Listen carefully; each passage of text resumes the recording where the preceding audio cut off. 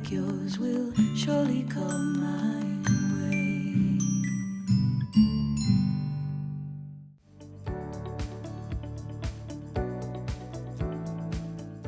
Verizon knows how to build unlimited right. Start with America's most awarded network. I'm on my phone 24/7. Then, for the first time ever, give families more entertainment with Disney+, Hulu, and ESPN Plus, now all included. We're a big soccer family. Handmaid's Tale. I love Frozen. Then give families plans to mix and match, so you only pay for what you need. You get so much more than this, a great network. With plans starting at just $35. The network more people rely on gives you more. This is unlimited built right, only on Verizon.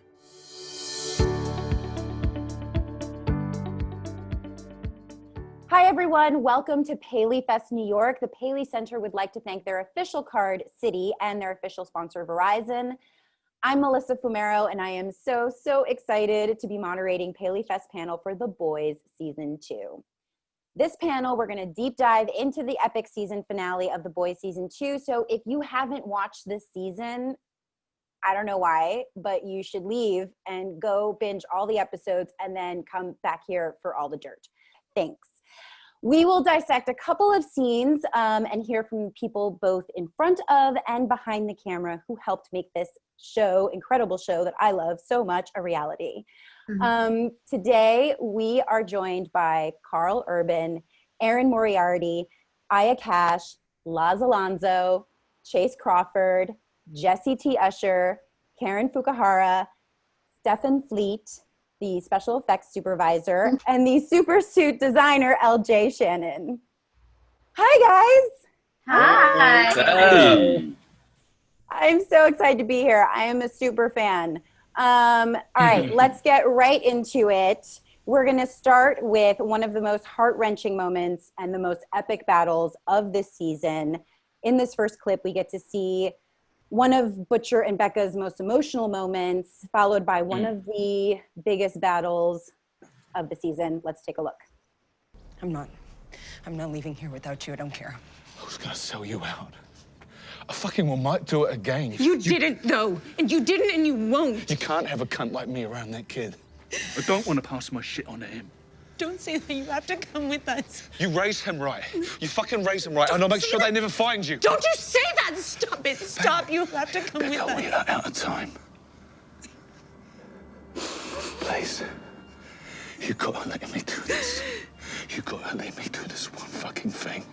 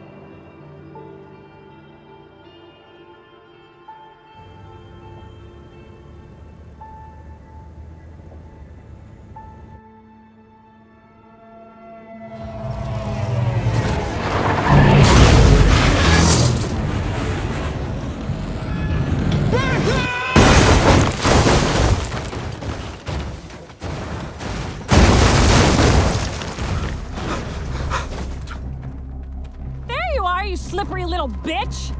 I'm assuming it's you who sent all those lies to the press. They're not lies. The pictures are clearly deep fakes and you're a lying slut.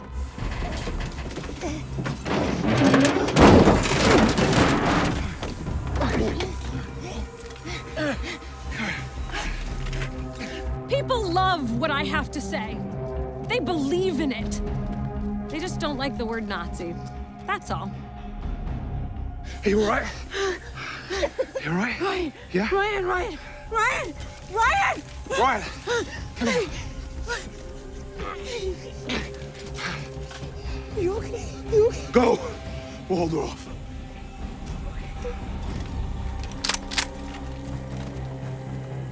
What about the truth? What truth? What is the truth?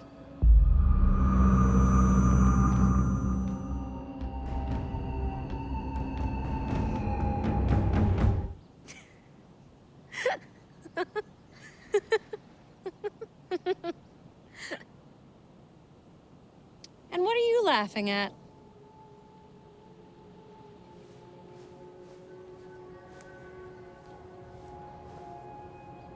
She says the truth is, she's gonna stick her boot up your Nazi kitty.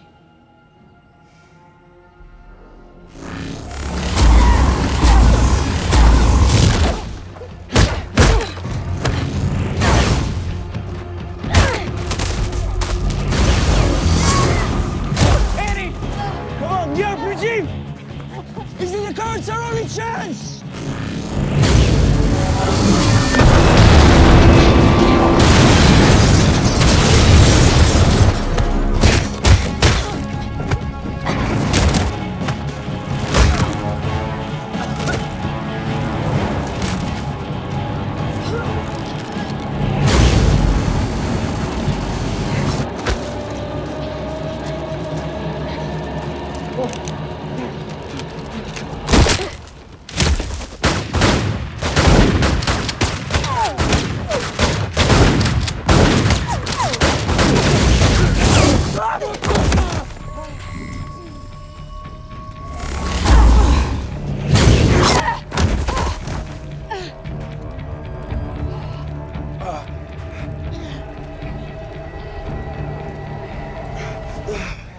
Hey, Kraut.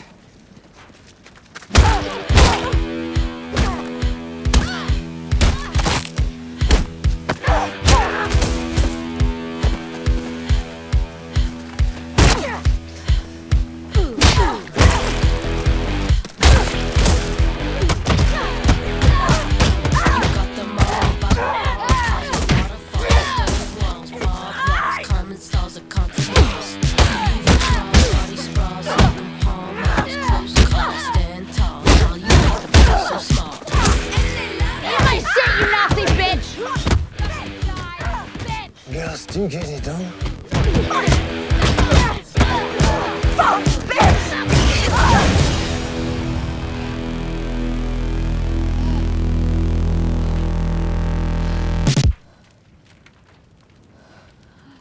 All right, Carl, let's start with you. This moment when you save Ryan and let Becca go is so different for Butcher. It's like a side of him we've never seen before. Can you talk a little bit about what that was like when you first read it? How do you think it ties in with the scenes we saw with your father, and just how you think he got to that moment? Well, I think it's pretty straightforward. I think the scenes really speak for themselves in a lot of ways. I think that at that moment, you can clearly link it back to the scene in the cabin where Butcher looks over and sees Becca and Ryan and thinks to himself, do I want to be in a relationship right now? You know, it's the single life is good. You know, he's got fishing, he's got golf, he's got a weekend trip with MM and Frenchie at Vegas, and it's like he's going to be giving all the single life up to get back to that. And I just don't know if it's that appealing for him, you know. He's a wanted man. I mean, admittedly by the law enforcement authorities at this point, but wanted nonetheless. No, seriously, it's just it's a case of I think ultimately Butcher realizing that no matter how much he selfishly wants Becca for himself, that he cannot betray her love, and ultimately decides to do the right thing. And the ironic thing is, you know, according to Kripke, when characters do the right thing in our universe, they get rewarded, but there ain't much reward here for anybody in this storyline.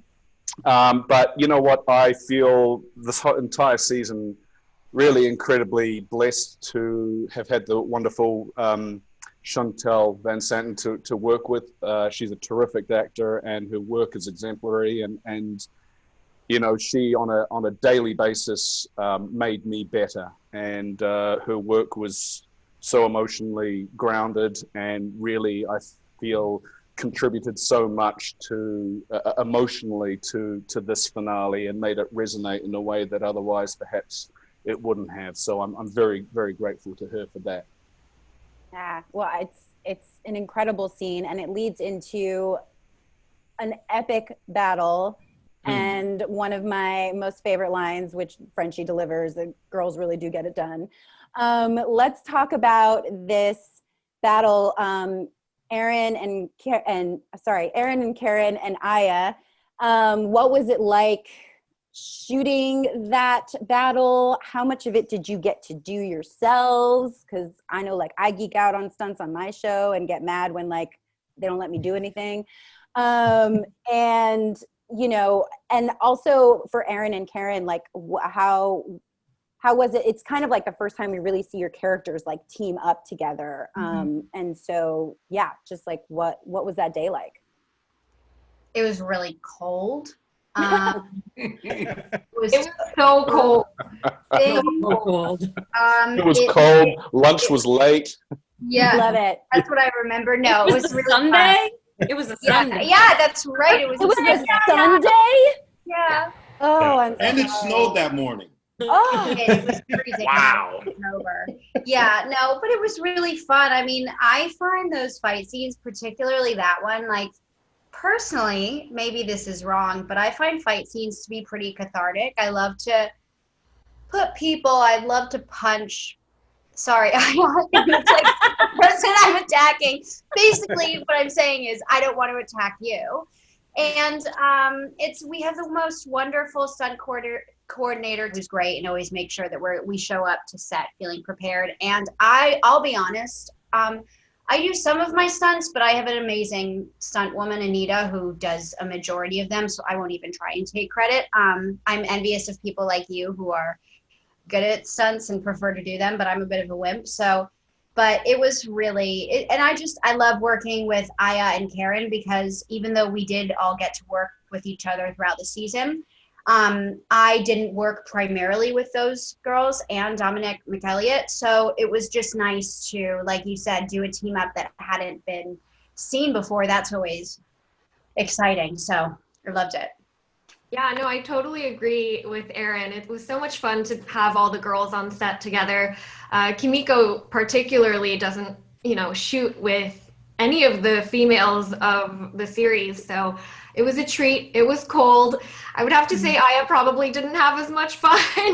But I think Kripke was saying he wanted that to be kind of a beat down.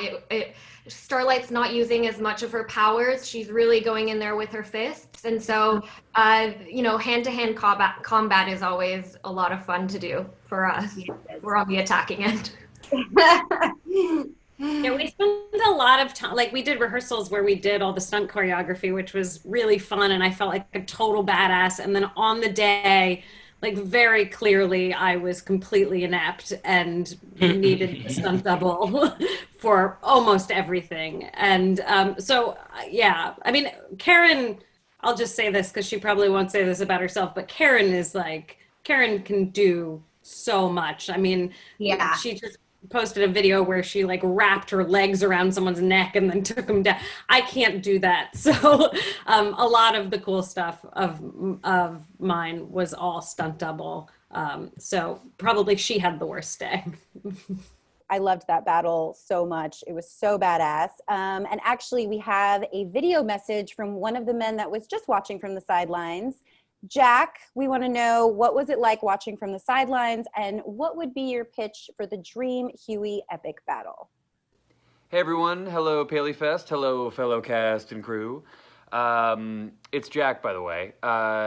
Yes, in terms of Huey being on the sidelines watching that amazing fight at the end, it's true, girls do really get it done, and it was amazing. I was just so impressed with Dom and Aaron and Karen and Aya. They just nailed it. It was impressive on the day, and even when I watched it later, I still got goosebumps. It's just such a good moment. It's probably one of my top moments of season 2. Everyone involved nailed it, so I was just proud to be one of the first to see it. And in terms of Huey's, what I think could be the most epic Huey battle scene, it's got to be something set to Billy Joel, something in the realm of Uptown Girl or a Tell Her About It, but I think we may have blown our Billy Joel budget after season 2. But it's got to be something with a detonator, right? We got to get the detonator back in his hand, or maybe some Compound V, Eric. No? Can't respond to me because this is pre-recorded? Anyway, that's my answer. Hope everybody's doing great and staying safe. And I love you and miss you all. Goodbye. I want to talk about Stormfront, who we met this season, who was a force to be reckoned with, to say the least. I wanted to talk to you about what you thought. To me, she's almost like a weird, dark metaphor for this time that we currently live in. So you can read my essay on Medium. No, yeah. I don't. Obviously, it's she's horrifying and disgusting and awful, and she's awful in a way that is very contemporary. And I think updating Stormfront from the comics, who was obviously a male Nazi with swastikas on his outfit, was really important, because the way that evil presents these days is not necessarily in the more obvious ways that we're used to seeing it, and it's often packaged in this sort of cute social media memes, coded language, dog whistle language, and that was important to sort of update this character and show that. And the truth is, like, even Nazis these days don't want to be called Nazis, so it's acknowledging that that's how we protect hate speech in this country. And I think that was an important thing that Eric really wanted to touch on. And obviously it got even more relevant in 2020 than I think any of us knew that it could be when we shot in 2019. And I feel really proud to be a part of that conversation, because I think the writers did a really wonderful job developing this character and showing what's happening in our world, in the soup world. Yeah, it's definitely, there's been like eerie moments during the show, and I've thought, oh, they shot this in 2019, and so much of this feels so 2020. But the truth is, it was 2019 too. So that's, I think, but I actually think that's really important to think about, that like we all shot this and now we're all going, oh my God, it's so relevant, but obviously it's been relevant. And like the fact, so it's a good thing that conversation has exploded. So I'm glad that people are like, oh wow, this is so topical, and wait, they shot it last year. So this is not just a 2020 moment. For sure, yeah. Laz, Mother's Milk, MM, I always forget that that's that character's actual name, Mother's Milk, is he's clearly so loyal to Butcher and, willing to put himself at risk like we see in that final scene. Do you think there's a limit to his loyalty, like especially since he has his own family that he's fighting to get back to, which we sort of see at the end? Well, I'm not gonna, who cares? Everyone that's seen it is here, so.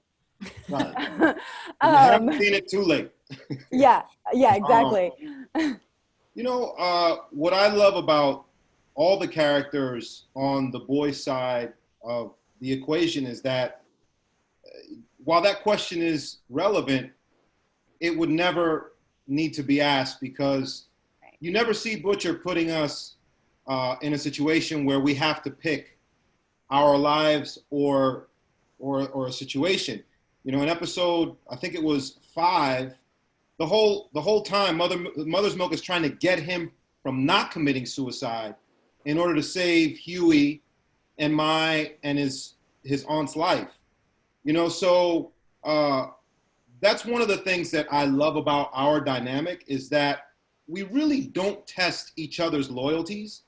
If anything, what tests them is us keeping the other from killing themselves in order to protect the rest of us. Right. You know what I mean? Another one, when I got attacked by Love Sausage, I'm bringing it up because it's going to come up. Why is he going to bring it up? I wasn't going to say Nobody was going to say anything. Nobody was going to say anything. Jesse, don't even try it. I got your back, love. Yeah, I know you have my back. And that was my point for bringing it up, is, Kamiko goes out and knocks out Love Sausage. And so you always have this thing where we're constantly looking out for each other on the boys.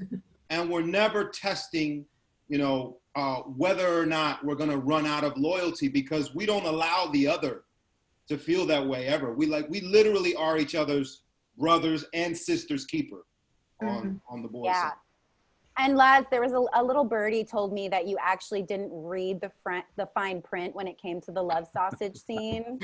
I wonder what kind of bird that was. Are they native of New Zealand? Oh man! No.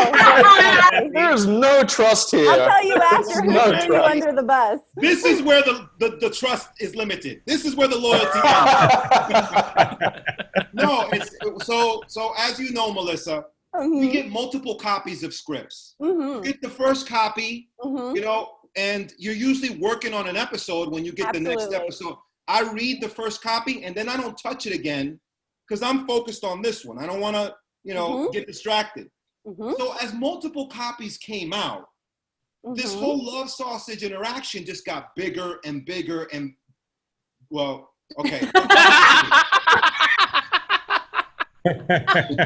Shit is this is good stuff. This is great material. Anyway, so the scene grew.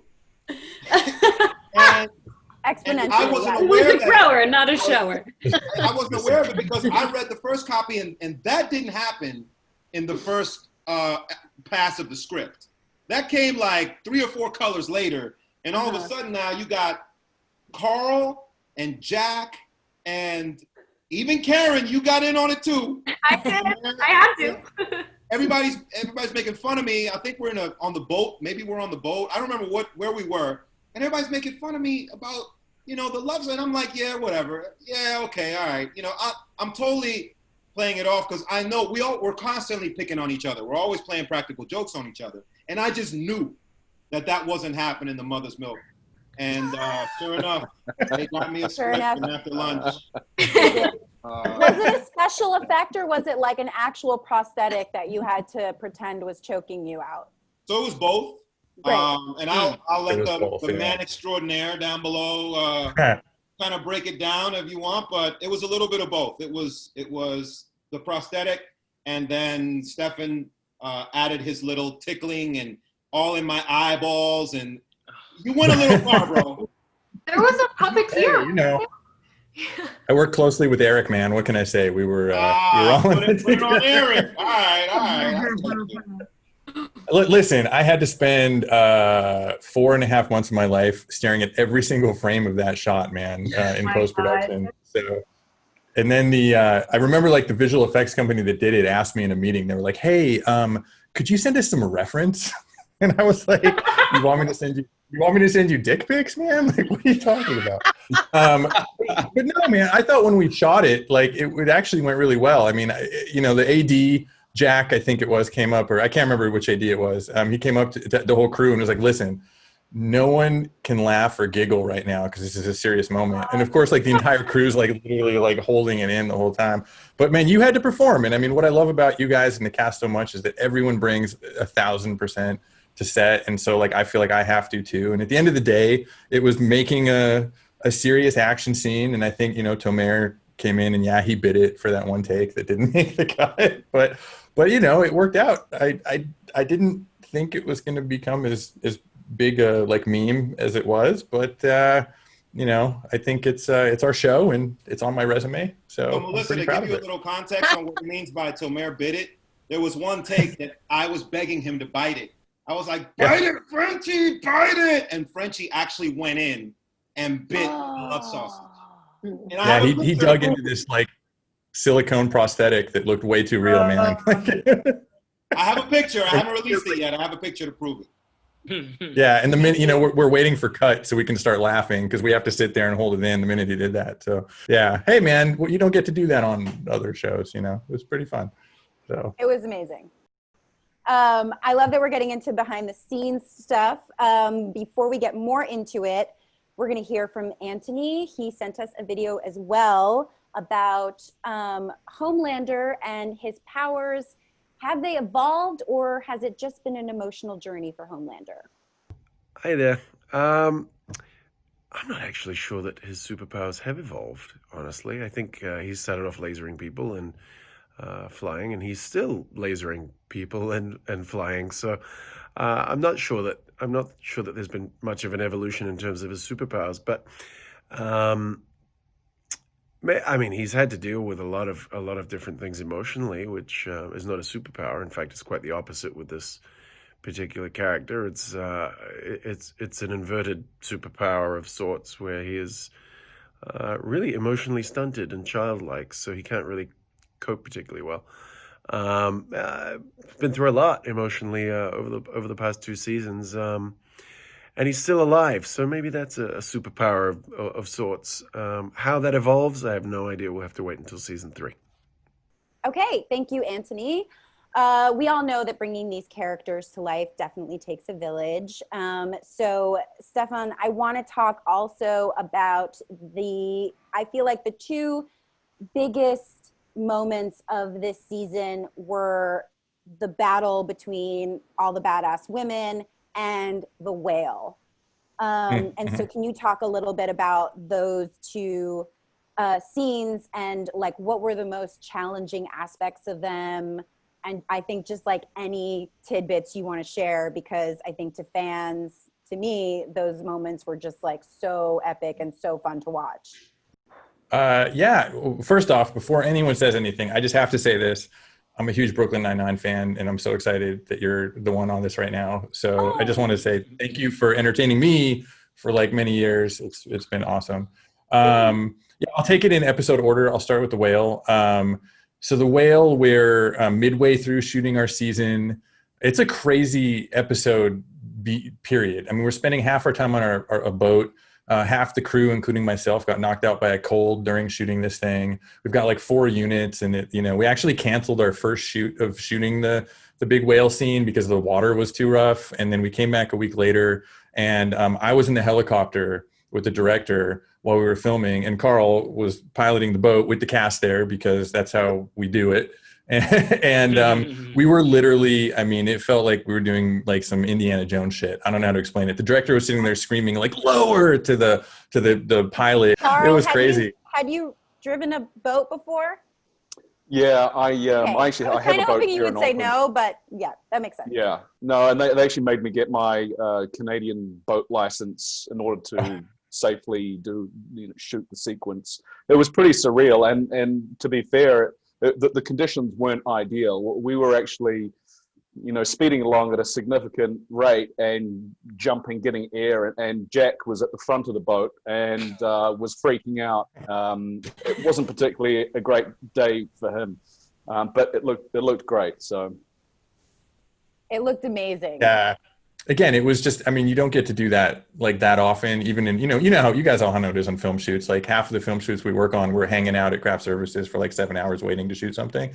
So we were like actively kicking some ass that day. And then, we shot so much stuff. And then we only did one like actual green screen, blue screen shot. And that was with Chase on the whale. We did that another day. And that was pretty fun too, because I got to direct that little bit. And it was like, we chopped off a piece of Lucy the whale and turned it into like a mechanical bull. And we're like, sure, Chase, go like hang out on this thing. To be fair, Chase, we're like, cool, man, whatever. We got up there and we just had a good old time, like filming Chase riding a mechanical whale on a blue screen. You don't get to do the deep riding a whale that gets hit and smashed in a million pieces that much in your life. So I'm thankful for that. And then the end fight was at the end of the show. It was really cold. I spent a lot of time in my nice toasty trailer. But I do feel really bad for the cast because I was in like 4 parkas and, you don't think about this when you film things, but if you're not like in the business, but the cast had to be in their outfits, which are probably cold as shit. You guys know better than I do. But we were, freezing cold in parkas. So it was definitely tough. But look, by that time, everyone brought it. Everyone knew what they were doing. Our stunt coordinator was amazing.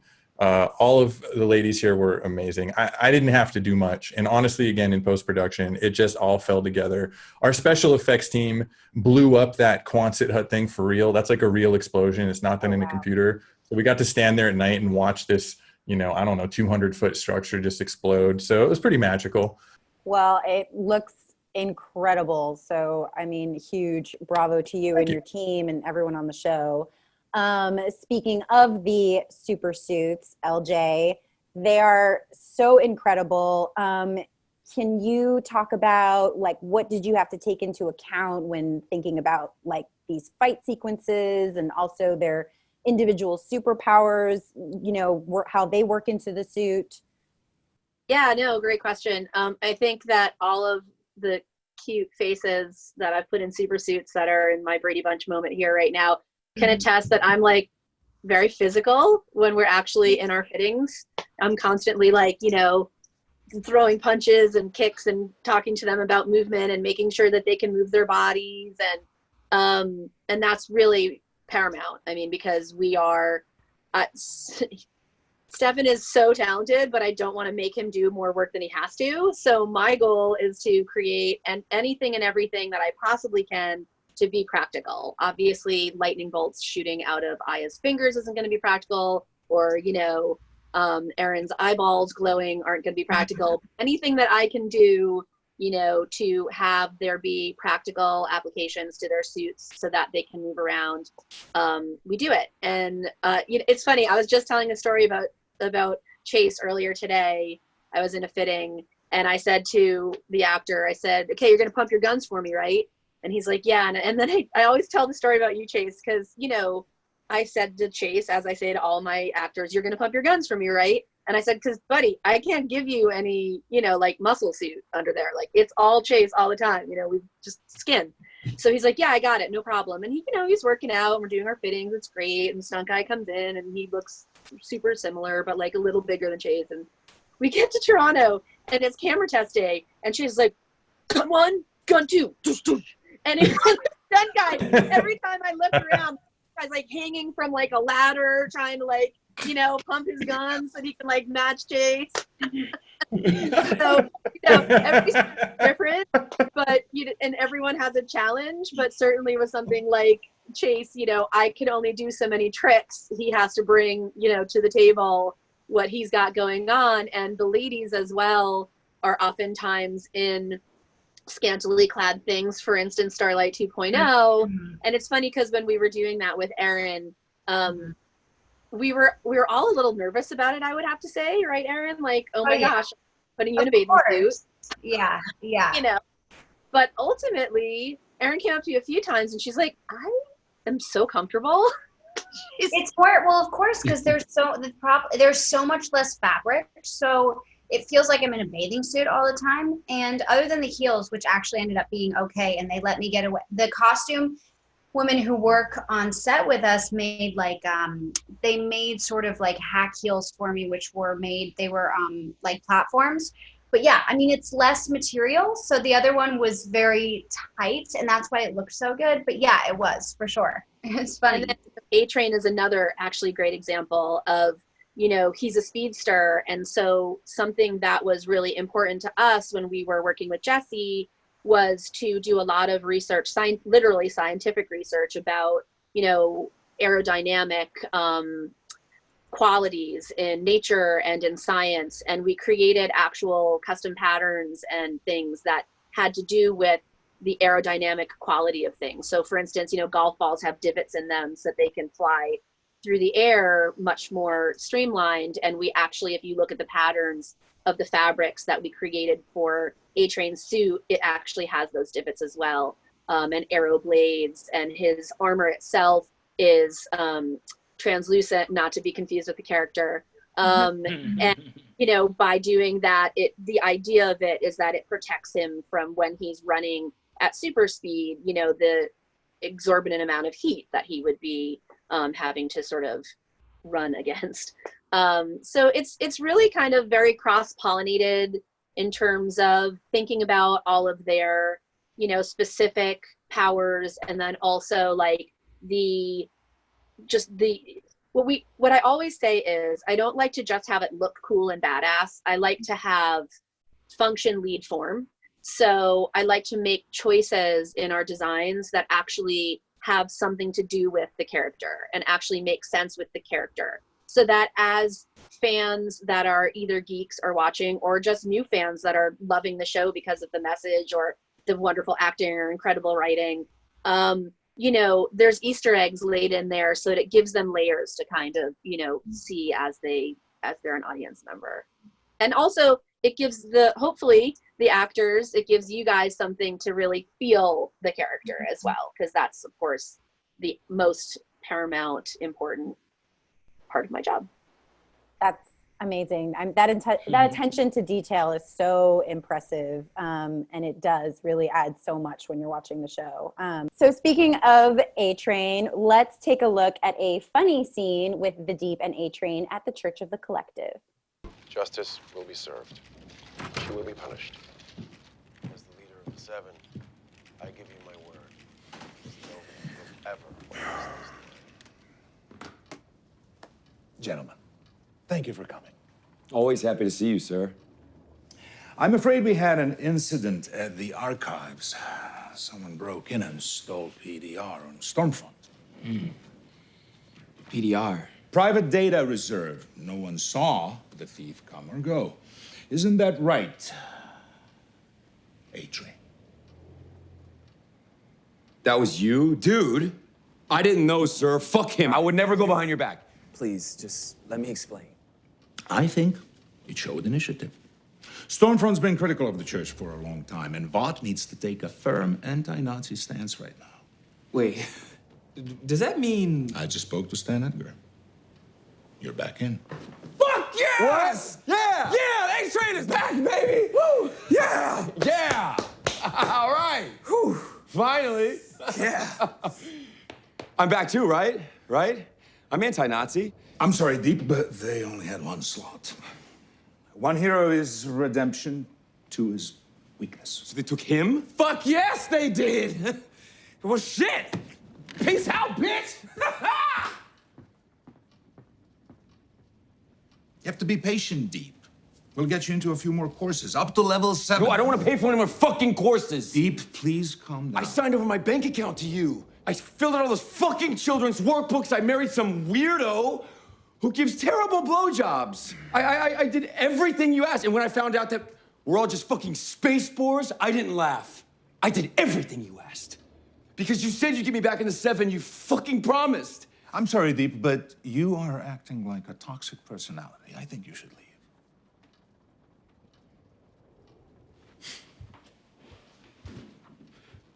Fuck Fresca.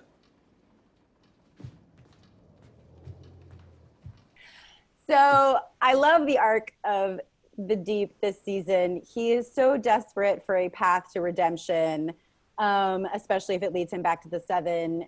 Do you think he's earned his spot back? And do you think he's grown genuinely this season? No, I don't think he's really grown at all.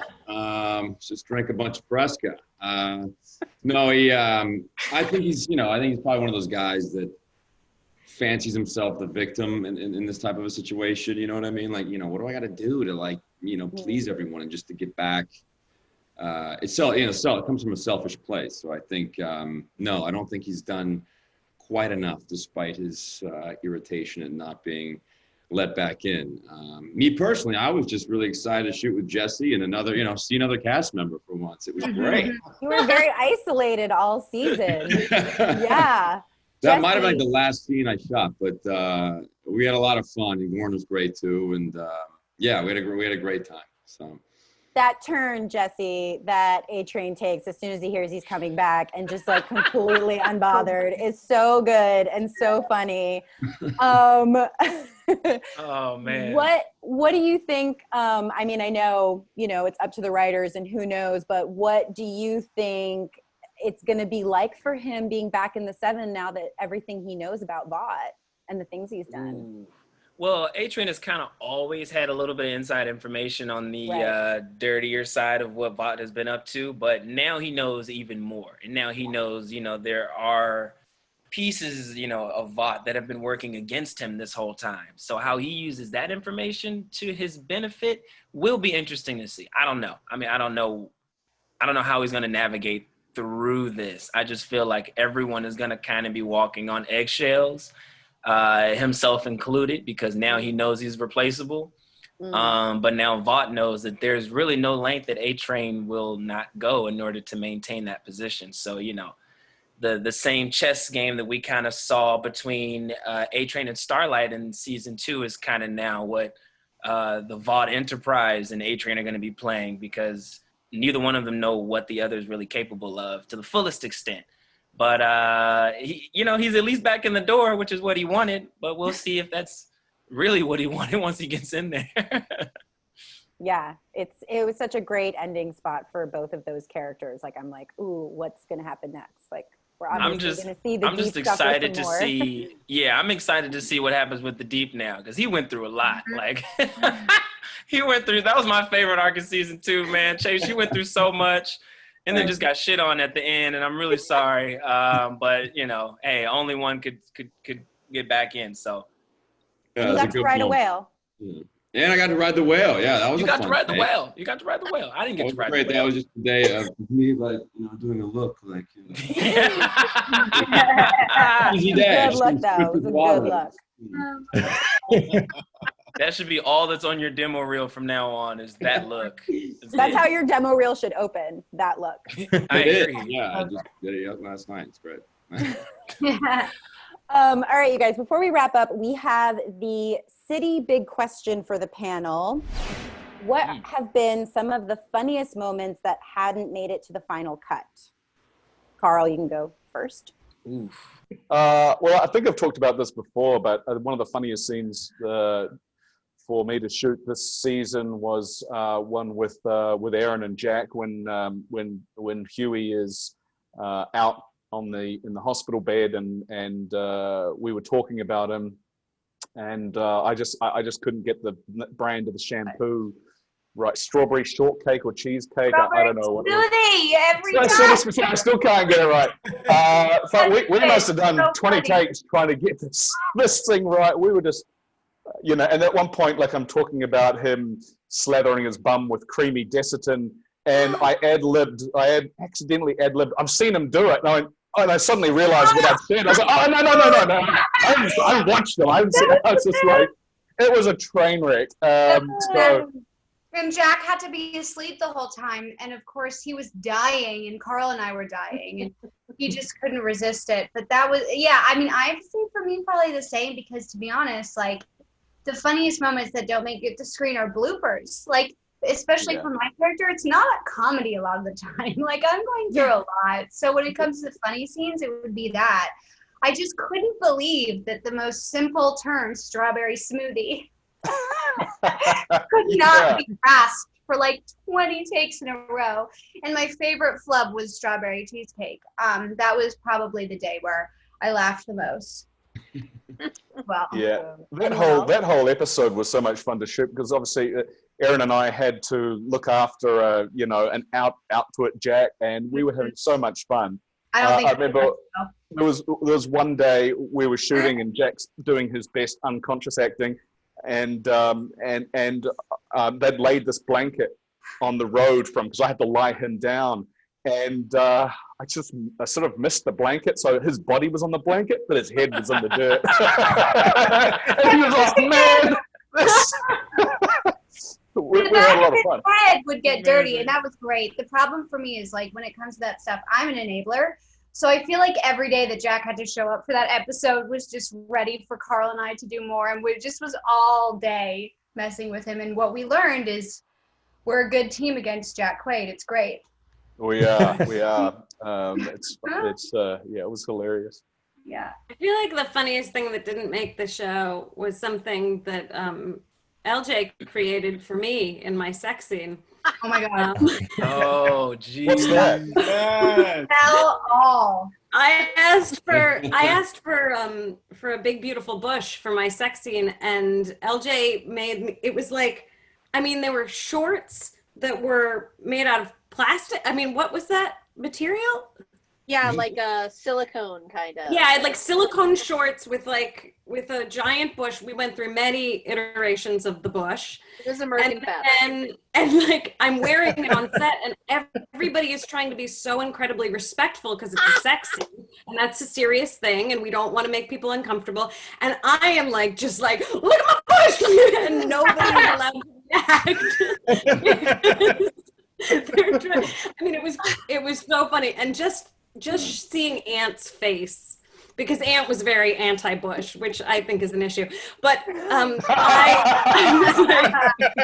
was like, you have to come see it because you're gonna react so intensely and like, let's just get it done.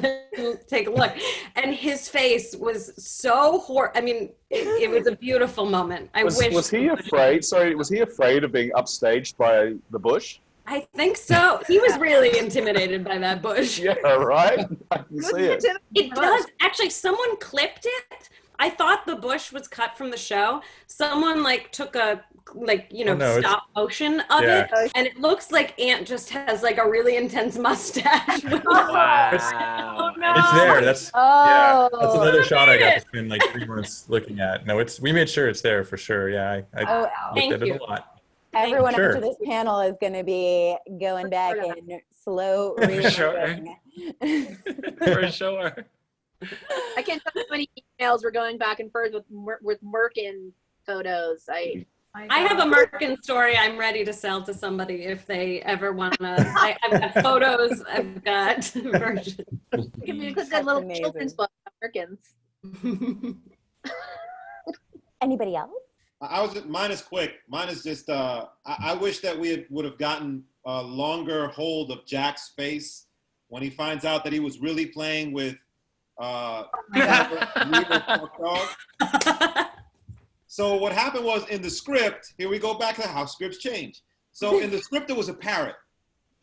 Okay. And by the time we made it on set, they had figured out, they thought, well, the parrots are kind of like supposed to symbolize Lenny, Butcher's brother, and it'd be weird if the dog was humping a parrot, almost like he's humping Butcher's brother, Lenny, who's rest in peace, he's passed away.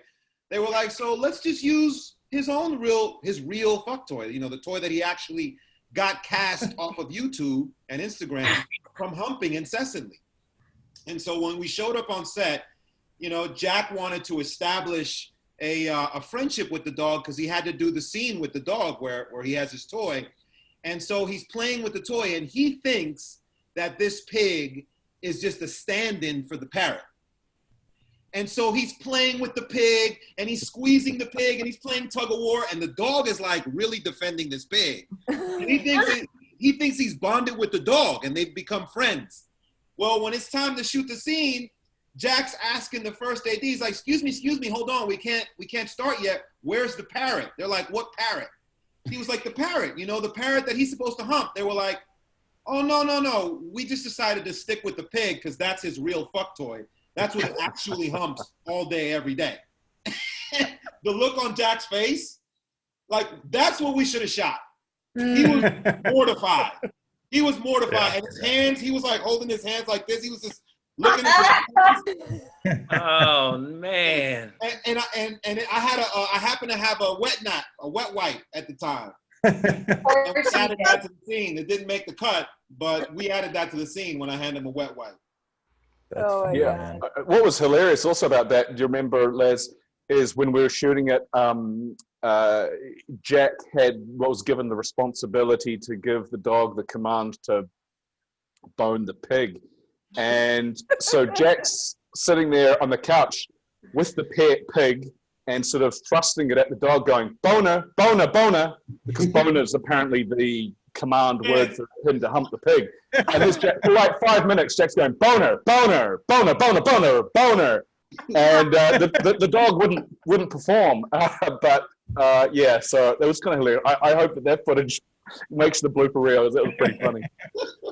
Oh my God. That's amazing.